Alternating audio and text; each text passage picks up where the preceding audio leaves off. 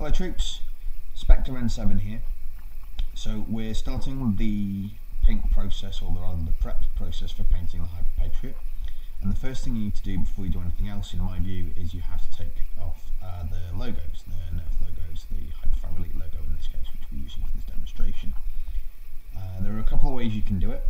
You can just do the whole thing with sandpaper.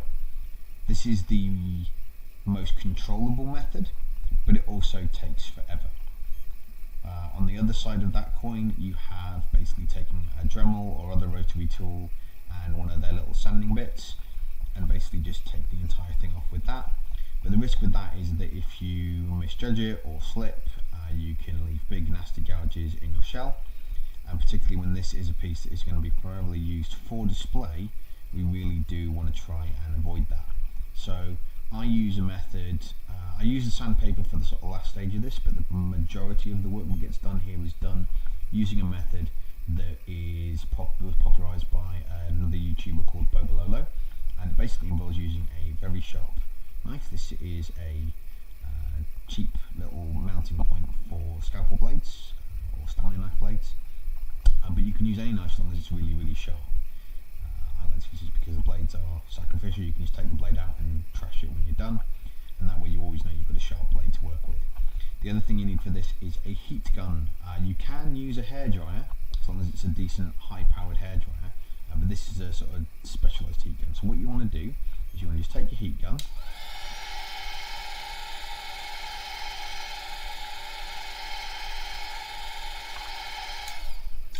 and you want to run the heat gun over the plastic. Now it's important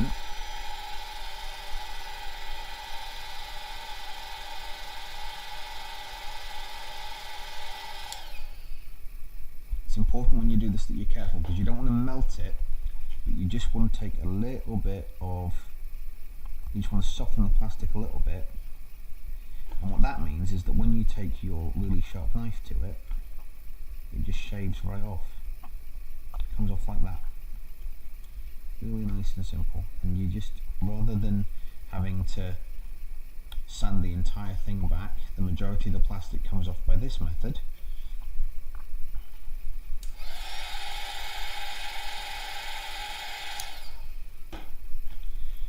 And the rest, as I say, you can do with fine sandpaper just to smooth everything out. Do be careful when doing this, obviously, because you are working with a sharp knife. Make sure that when you're cutting, you're not cutting towards yourself in anything more than this. And you can see that if I slip now, I'm not going to hit anything that's important. I'm not going to hit my thumb when I'm holding the shell or anything like that.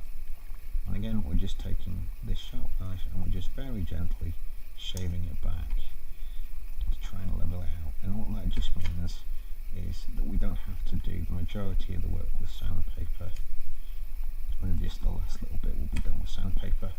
And it also means that we're not likely to get nasty big gouges into our shell.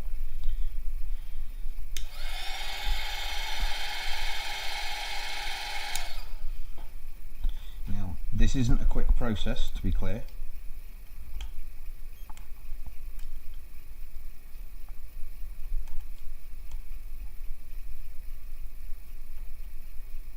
And I'm not going to film the entire thing for you. I just wanted to demonstrate a little bit how this process works. You can see there, hopefully, the difference in height now. So that's taken off the majority of this, and you can see that I've done it as well with the E here, and we've just taken out again the majority of the height of the logo. And then once we've got all of that done, we'll take some very fine sandpaper to the entire thing. So we've talked a little bit about prepping with sandpaper in the earlier segment.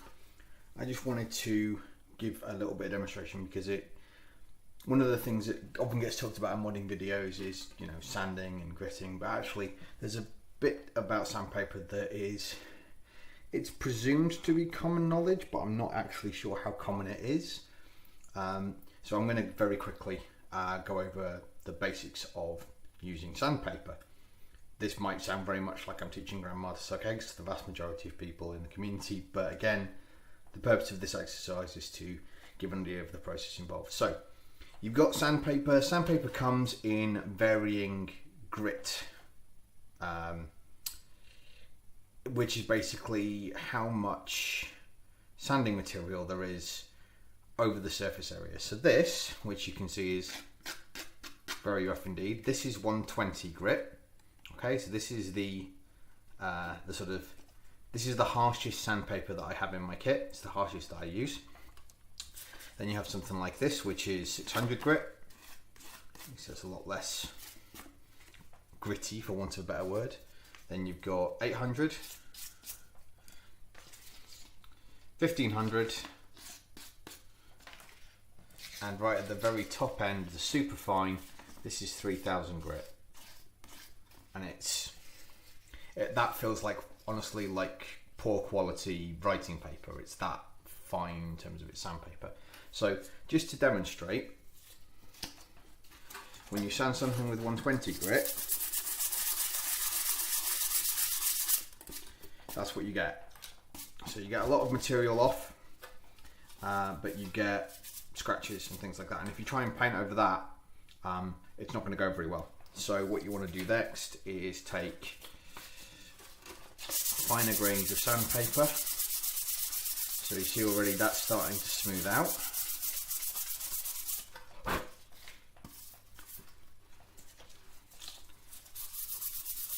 Now the best sandpaper you can get is what's called wet and dry sandpaper, okay, and that means you can use it under running water or with like a pot of water to get. You see how this sandpaper is currently getting gummed up, so that becomes much less abrasive the more you use it. But if you reuse that under running warm water, then the material just constantly sloughs off with the running water and it doesn't take up the sandpaper. So again, you're just taking little bits of sandpaper, going finer and finer.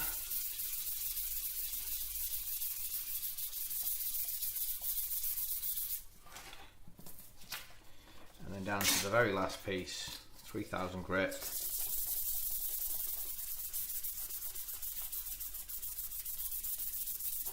And you can see now we've got that chalky finish, but when I run my fingers off it, it's completely smooth.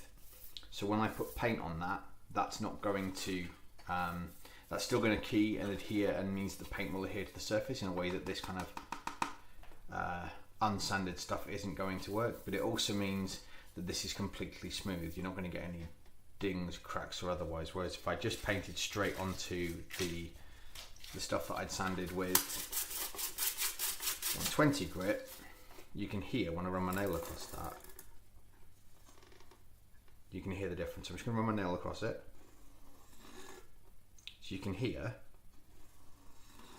the difference in smoothness. So if I try and paint over that, that's going to look horrid.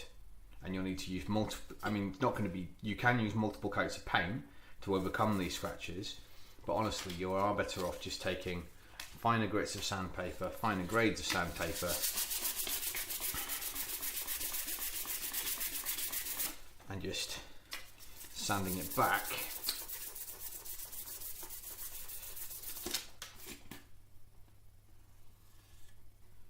So it's all nice and smooth. And that way you get the effect that you need. You ensure that your paint sticks to your blaster, but it does mean that you don't end up ruining the surface. So that's how sandpaper works. I realise this is probably really simple, but again, it's one of these things that so very rarely gets talked about. So I wanted to add that into this segment. And that's what it looks like when it's done. So what we've done is we've taken all of the Elite logo off.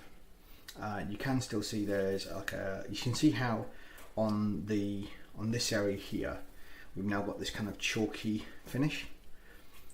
Now I still need to clean off all of the sort of dust and so forth and let this dry properly, and I still have a bit more work to do with getting off the camo that we talked about earlier, but this is pretty much the way we want it with the logo gone. So this is completely smooth now, so when I apply primer, that will just all of these scratches are basically just kind of surface detail, and the primer paint will fill that in. So this will now be almost completely smooth when you look at it. And yeah, that's what we want the sort of final project, the sort of final stage of a paint prep to look like. Ideally, we want all of the logo gone, we want it sanded down and keyed.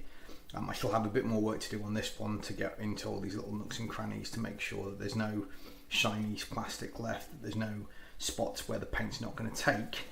But this is a sort of good example of what we want the sort of final piece to look like. So I thought I'd just show this to you guys before I moved on to the next piece.